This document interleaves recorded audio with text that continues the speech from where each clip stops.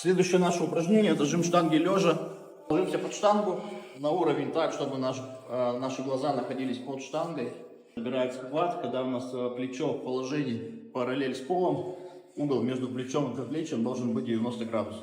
Создали 90 градусов, взяли штангу. Исходное положение лежа. 4 точки опоры — это стопы, таз, лопатки, голова. Лопатки приведены и опущены к низу. Естественный прогиб в поясничном отделе.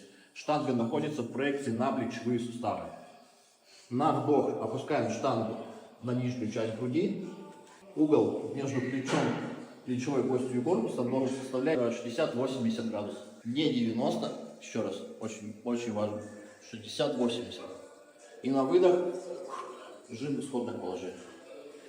Вдох опустили, выдох вверх.